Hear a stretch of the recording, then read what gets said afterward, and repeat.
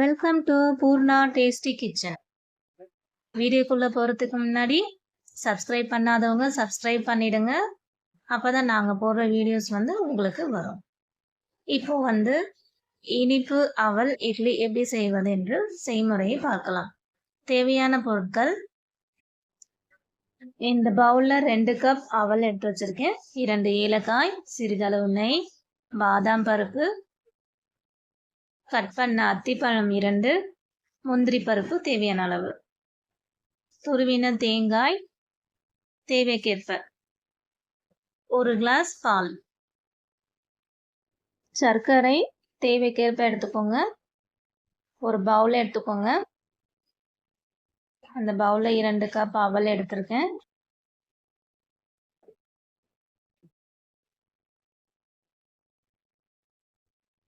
தண்ணி விட்டு நல்லா வாஷ் பண்ணி எடுத்துக்கோங்க. தூசி அழுக்கு ஏதாவது இருந்தால் அதெல்லாம் போயிடும். நான் 2 டைம்ஸ் வாஷ் பண்ணி எடுத்திருக்கேன். அவல் நல்லா சுத்தம் பண்ணி எடுத்தாச்சு. இப்போ நம்ம ஒரு பேன் எடுத்துக்கலாம். அதுக்கு முன்னாடி ஸ்டவ் ஆன் பண்ணிக்கோங்க. 1 ஸ்பூன் நெய் விட்டுக்கோங்க. நம்ம க்ளீன் பண்ணி வச்சிருக்கிற அவலை அந்த நெய்யில் 1 செகண்ட் சூடுபடுத்தி எடுத்துக்கலாம். 2 ஏலக்காயை அதில் ஆட் பண்ணுங்க வாசனைக்காக. லைட்டாக சூடு பண்ணால் போதும். இப்போ அதை ஒரு மிக்ஸி ஜாருக்கு நம்ம மாற்றிக்கலாம். அதில் நம்ம எடுத்து வச்சிருக்கிற பாலை விட்டு நல்லா மாவு பதத்துக்கு நம்ம அரைச்சிப்போம். இதை ஒரு 5 மினிட்ஸ் நீங்கள் ஊற வச்சு அரைச்சாலும் இன்னும் நல்லாயிருக்கும். இதில் நம்ம வச்சிருக்கிற சுகர் ஆட் பண்ணிக்கலாம். நீங்கள் நாட்டு சர்க்கரை வச்சுருந்தாலும் நீங்கள் ஆட் பண்ணிக்கோங்க, இல்லை வெல்லம் வச்சுருந்தாலும் நீங்கள் ஆட் பண்ணிக்கோங்க.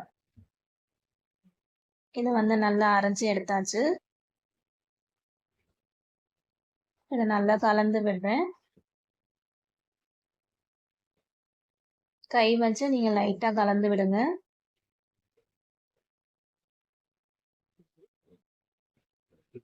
நல்லா மாவு நமக்கு ரெடி ஆயிடுச்சு.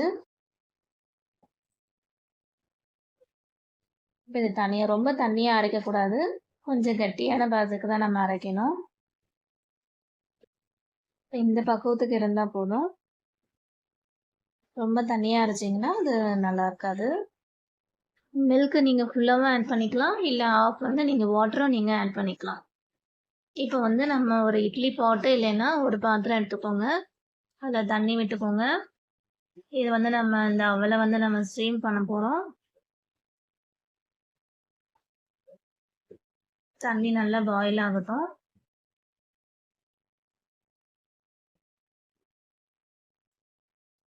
நீங்கள் அடுப்பை லோ ஃப்ளேம்லேயே வச்சுக்கோங்க. அதுக்குள்ளே நம்ம ஒரு கப் எடுத்துக்கோங்க, இல்லைன்னா ஒரு டம்ளர்னாலும் எடுத்துக்கோங்க. வீட்டில் என்ன கப் இருக்கோ அதை எடுத்துக்கோங்க. அதை சுற்றி நீங்கள் நெய் அப்ளை பண்ணிக்கோங்க.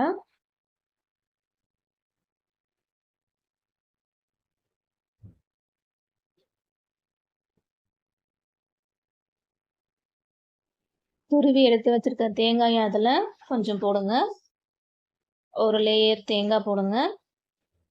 அடுத்த லேயர் நம்ம அரைச்சி வச்சிருக்கிற அவல் கலவையை இதில் ஆட் பண்ணுங்க.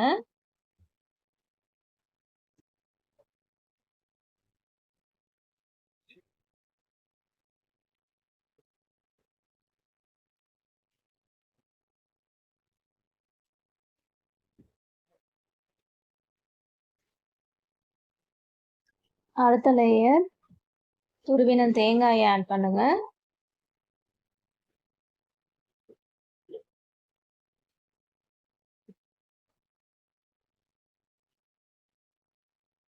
நல்லா நல்லா அது ஃபுல்லாக நீங்கள் அப்ளை பண்ணுங்க.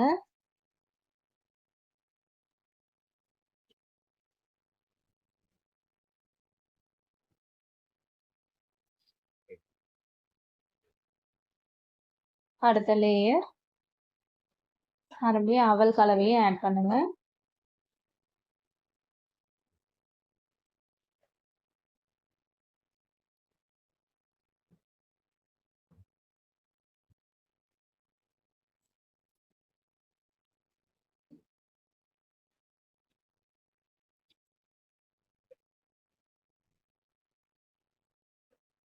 நம்ம கட் பண்ணி வச்சிருக்கிற பாதாம் முந்திரி நட்ஸ் வந்து ஒரு லேயரில் ஆட் பண்ணிக்கோங்க.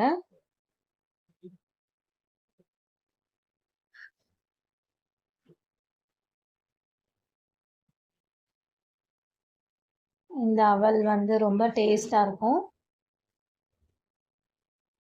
லேயர் வந்து கோகோனட் மறுபடியும் ஆட் பண்ணிக்கோங்க.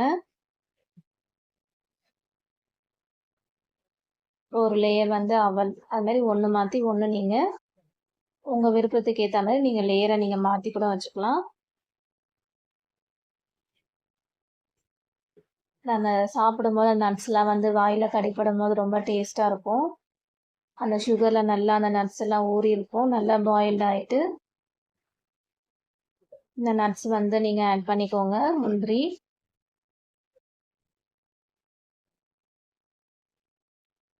அத்திப்பழம், உங்கள் தேவைக்கு ஏற்ப நீங்கள் நட்ஸ் வீட்டில் என்ன இருக்கோ நீங்கள் அதை நீங்கள் யூஸ் பண்ணிக்கலாம்.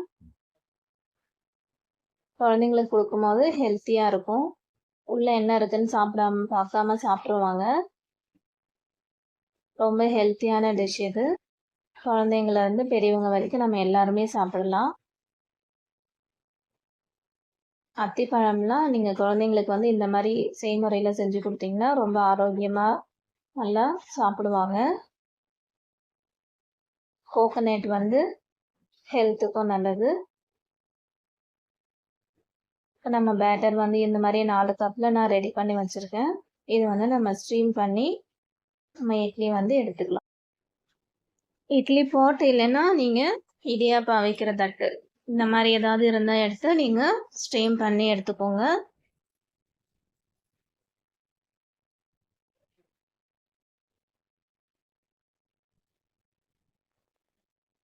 மூடியை க்ளோஸ் பண்ணிடுறேன். இது வந்து ஒரு 10 மினிட்ஸ் நீங்கள் பாயில் பண்ணால் போதும். நல்லா வந்துருச்சு.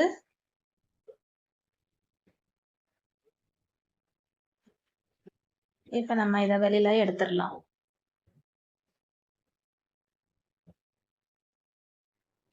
இது வெளியில் வந்து எடுங்க.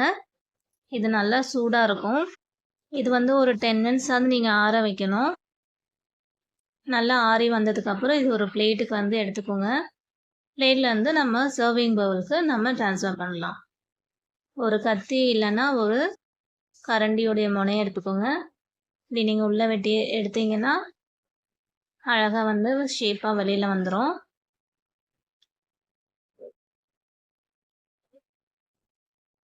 இந்த மாதிரி பண்ணிங்கன்னா உங்களுடைய அவல் இட்லி அழகாக வெளியில் வந்துடும். இப்போ அதே மாதிரி எல்லாத்தையும் நம்ம எடுத்து வச்சாச்சு. இப்போ நம்ம சாப்பிட தயாராக இருக்குது நம்மளுடைய அவல் இட்லி. வீட்டில் உள்ள குழந்தைங்களுக்கு மறக்காமல் செஞ்சு கொடுங்க. ஒரு ஹெல்த்தியான ரெசிபி ட்ரை பண்ணுங்கள். சப்ஸ்கிரைப் பண்ண மறந்துடாதீங்க. அப்போ தான் நான் போடுற வீடியோஸ்லாம் உங்களுக்கு நோட்டிஃபிகேஷனுக்கு வரும். தேங்க்யூ ஃபார் வாட்சிங்.